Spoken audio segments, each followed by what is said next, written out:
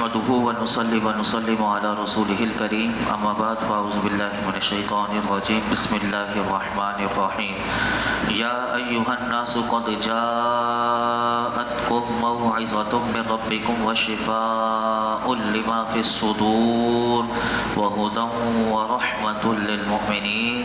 اے لوگو، تمہارے پاس تمہارے رب کی طرف سے نصیحت اور دلوں کی شفا اور مومنوں کے لیے ہدایت اور رحمت آ گئی. اس آیت مبارکہ میں قرآن کریم کے آنے اور اس کے نصیحت، اس کے شفا، ہدایت، رحمت ہونے کا بیان ہے، اور فرمایا کہ یہ کتاب ان فوائد عظیمہ کی جامع ہے.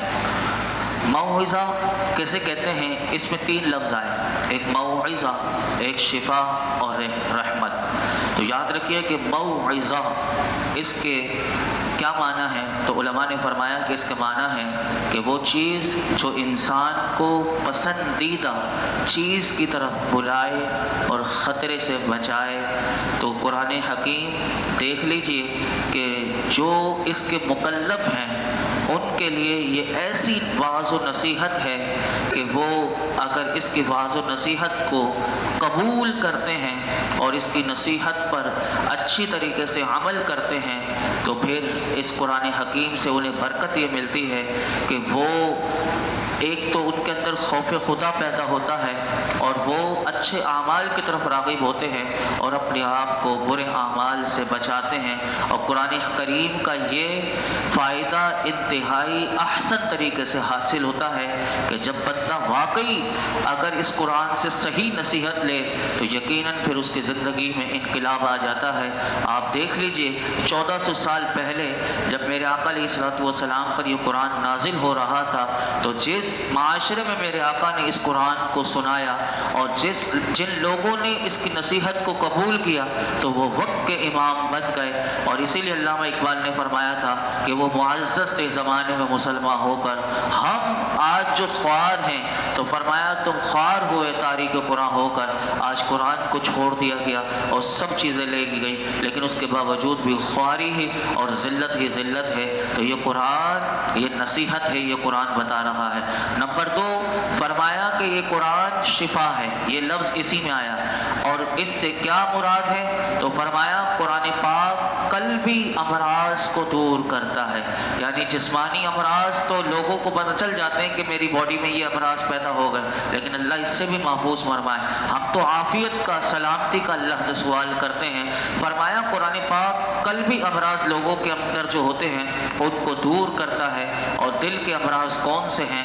وہ مذموم اخلاق ہیں، وہ فاسد عقائد ہیں اور مہلک جہالتیں ہیں کہ جو انسان کو تباہ کر دیتی ہے. اگر قرآن پاک سے کوئی جڑ جائے اور اپنا رشتہ مضبوط کر لے تو قرآن پاک اس کو شفا بھی دیتا ہے.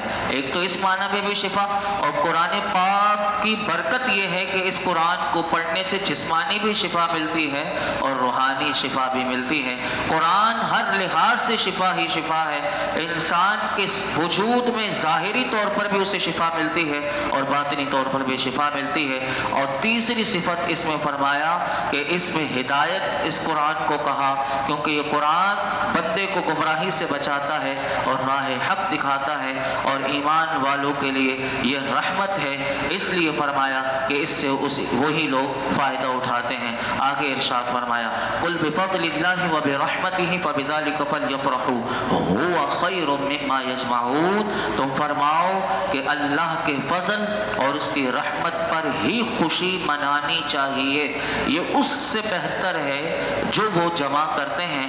اس آیت میں یہ بتایا گیا کہ فرح، پہلے لفظ آیا فرح. فرح کسے کہتے ہیں؟ اصل خوشی کیا ہوتی ہے؟ تو علماء نے فرمایا کہ کسی کی پیاری اور محبوب چیز جب اسے ملتی ہے اور اس کے دل کو جو لذت حاصل ہوتی ہے اسے فرح کہتے ہیں. اور آیت کا معنی یہ بنے گا کہ فرمایا کہ ایمان والوں کو اللہ کے فضل اور رحمت پر خوش ہونا چاہیے کہ اس نے انہیں نصیحتیں سینوں کی شفا اور ایمان کے ساتھ دل کی راحت و سکون عطا فرمایا۔ اور اس آیت میں جو اللہ کا فضل فرمایا گیا اور رحمت، اس سے کیا مراد ہے؟ تو یاد رکھیے کہ اس کے بارے میں بہت سارے مفسرین کے اقوال ہیں، لیکن میں ایک قول آپ کے سامنے رکھ دیتا ہوں کہ اس میں یہ فرمایا کہ جو رحمت اور فضل جو ہے وہ میرے آقا علیہ الصلوۃ والسلام ہیں، کیونکہ اس امت پر، ہم پر اللہ کے سب سے بڑا فضل اگر آپ دیکھیں اور رحمت دیکھیں تو وہ میرے آقا علیہ الصلوۃ والسلام ہیں۔ تو اسی لیے فرمایا کہ حضور کی رحمت جو ہمیں ملی، اور حضور رحمت للعالمین بن کر ہمارے درمیان تشریف لائے اور حضور کے امتی ہونے کا ہمیں شرف ملا، تو اس لحاظ سے اگر کوئی میلاد منا کر حضور کی خوشی کرتا ہے، معراج شریف پر میرے آقا عرش لا مقام پر جا کر اللہ کا دیدار کر کر آئے، اگر کوئی اس کی خوشی مناتا ہے تو فرمایا کہ وہ اس کو اس آیت سے پتہ چلا، اور اللہ نے خود فرمایا کہ اللہ کے فضل اور اس کی رحمت پر خوشی منانی چاہیے۔ اور اللہ کے فضل اگر دیکھیں تو مفسرین قرآن بھی کہتے ہیں، اور رحمت سے مراد رحمت للعالمین ہے، یعنی قرآن ملنے پر اور رحمت ملنے پر ہمیں خوشی منانے کا حکم یہ قرآن نے دیا ہے۔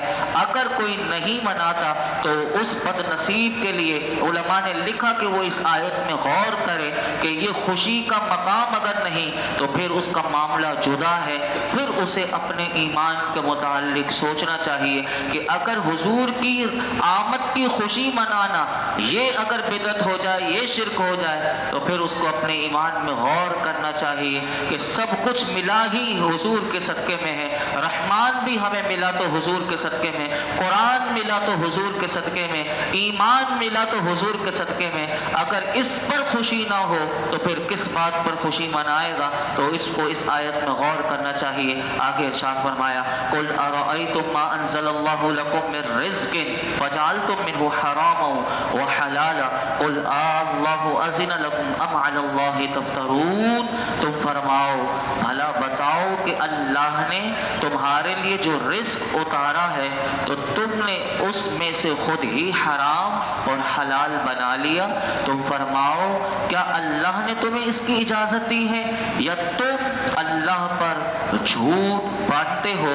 اس آیت میں پہلے تو یہ علماء نے فرمایا قل، محبوب فرمائیے کافروں سے کہ کافر جو عرب کے کافر تھے وہ بحیرہ، صائبہ، وسیلہ یہ جانور ہیں، اس کی تفصیل چھٹے پارے میں آ چکی ہے۔ ان بتوں کو بتوں کے نام پر ان جانوروں کو چھوڑتے تھے، اور چھوڑنے کے بعد ان جانوروں کو وہ حرام سمجھتے تھے۔ ان پر عتاب کرنے کے لیے اللہ نے یہ آیت نازل فرمائی اور فرمایا یہ جانور حلال ہیں، انہیں حرام جاننا یہ اللہ پر بہت بڑا بہتان لگانا ہے۔ اس آیت سے علماء کہتے ہیں ہمارے لیے ایک مسئلہ ثابت ہوا، اس مسئلے کو یاد رکھیے گا۔ فرمایا کہ اس آیت سے یہ ثابت ہوا کہ کسی بھی چیز کو اپنی طرف سے حلال یا حرام سمجھنا یہ اللہ پر بہتان ہے۔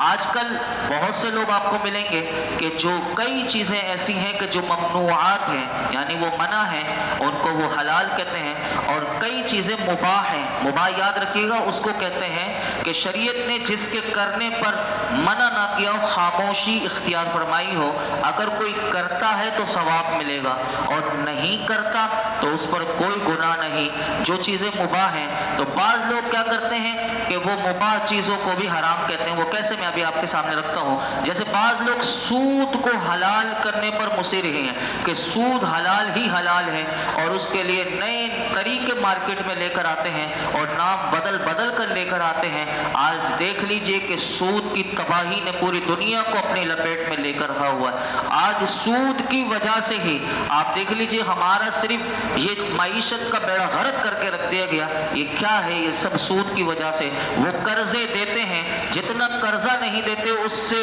کئی گنا وہ ہم پر پابندیاں، وہ ہمارے سر پر مسلط ہو کر وہ پابندیاں لگاتے ہیں، یہ چیز مہنگی کرو، یہ چیز مہنگی کرو، اور لوگوں کو آج دیکھ لیجئے کتنی تباہی ہے۔ یہ سود کی لعنت ہے اور سود کی نحوست کی وجہ سے۔ اسی طرح بعض لوگ یہ چاہتے ہیں کہ عورتوں کو قید سے آزاد کر دیا جائے اور ان کی بے پردگی کو وہ مباح سمجھتے ہیں۔ ہیں, ایسے معاشرے میں لوگ پائے جاتے ہیں, وہ سمجھتے ہیں کہ کچھ نہیں ہوتا بے پردگی سے, جیسے کہ آج کل یہ شروع ہوتا چلا جا رہا ہے, جیسے کہ بے پردگی والے اجتماع جو ہوتے ہیں شادیوں میں اور دیگر, تو ان کو حلال ٹھہراتے ہیں.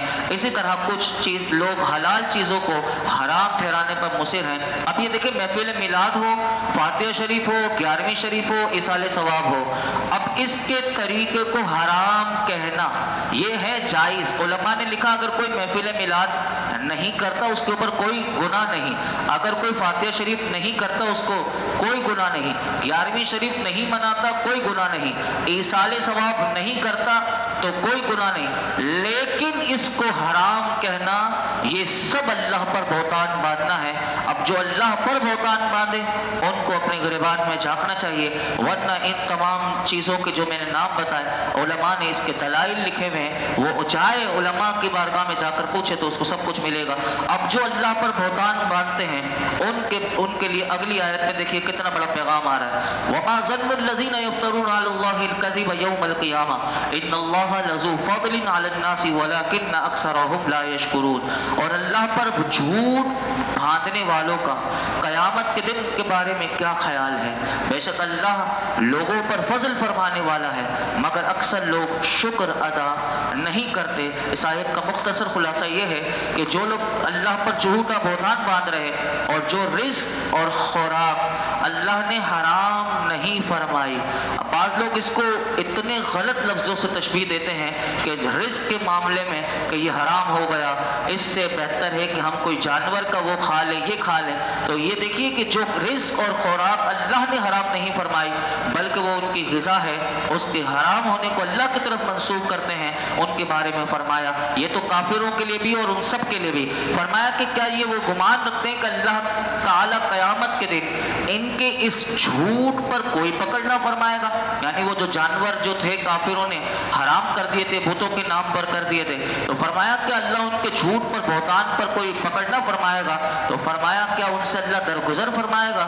کیا اللہ ان کی بخشش فرمائے گا؟ فرمایا ہرگز نہیں, بلکہ انہیں جہنم میں پہنچائے گا جس میں وہ ہمیشہ رہیں گے. اور فرمایا بے شک اللہ لوگوں پر فضل فرمانے والا ہے, یعنی بے شک اللہ تعالیٰ لوگوں کو عقل عطا فرما کر, رسول بھیج کر, کتابیں نازل فرما کر لوگوں پر فضل فرماتا ہے, لیکن اکثر لوگ ناشکرے ہیں کہ اللہ تعالیٰ کے دلائل میں غور و فکر کرنے کے لیے عقل استعمال کرتے ہی نہیں. بعض لوگ ایسے ہی ہوتے ہیں کہ ان کو سمجھایا جاتا ہے کہ آپ عقل استعمال کیجئے, آپ جائیے خود اپنا بھی مطالعہ کیجئے. یہی قرآن کہتا ہے کہ وہ غور و فکر کرنے کے لیے عقل کو استعمال کرتے ہیں, نہ اللہ کی انبیاء کی دعوت کو قبول کرتے ہیں اور نہ ہی اللہ کی کتاب کو جو نازل کردہ کتابیں ہیں اس سے سن کر نفع اٹھاتے ہیں. اللہ ایسی جہالت سے ہمیں محفوظ فرمائے.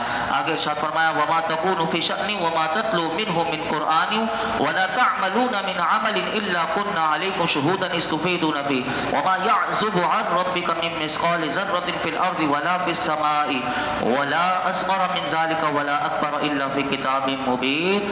اور تم کسی کام میں ہو اور تم اس کی طرف سے قرآن کی تلاوت کرتے ہو, اور اے لوگوں تم کوئی بھی کام کر رہے ہو ہم تم پر گواہ ہوتے ہیں جب تم اس میں مشغول ہوتے ہو, اور زمین و آسمان میں کوئی ذرہ برابر چیز تیرے رب سے غائب نہیں, اور ذرے سے چھوٹی اور بڑی کوئی چیز ایسی نہیں کہ جو ایک روشن کتاب میں موجود نہ ہو. اس آیت کا معنی یہ ہے کہ اللہ تعالیٰ ہر چیز پر شاہد یعنی گواہ ہے اور ہر چیز کو جاننے والا ہے, کہ اس لیے کہ اللہ کے سوا اور کون خالق ہے؟ کوئی بھی نہیں ہے, نہ ایجاد کرنے والا ہے. بندوں کے ظاہری اور باطنی اعمال میں سے جو چیز موجود ہے وہ اللہ کے وجود میں لانے سے ہی موجود ہے, اور جو ایجاد کرنے والا ہوتا ہے وہ اس چیز کو جانتا ہے. اب اس آیت کو سمجھیے کہ فرمایا کہ اے لوگوں لہذا نبی پاک صلی اللہ علیہ وسلم کے اعمال, احوال, تلاوت قرآن, امور دنیاویہ و حاجت ضروریہ میں مصروفیت اور اسی کے ساتھ تمام لوگوں کے تمام اعمال اللہ کو معلوم ہیں اور وہ ان سب پر گواہ ہے. یعنی کیا پتہ چلا کہ ہم جو کام کرتے ہیں وہ سب اللہ کو معلوم ہے, ہماری نیتیں کیا ہوتی ہیں وہ سب اللہ کو معلوم ہے. اور فرمایا اللہ اس پر گواہ ہے, اور پھر فرمایا کہ زمین و آسمان میں ایک ذرے کی مقدار بھی کوئی چیز اللہ تعالیٰ سے دور اور اس کے علم سے پوشیدہ نہیں، اور اس ذرے سے چھوٹی یا بڑی کوئی چیز ایسی نہیں کہ جو روشن کتاب یعنی لوح محفوظ میں نہ ہو۔ اس آیت سے علماء کہتے ہیں ہمارے لیے بہت بڑا پیغام ہے، اور وہ کیا ہے؟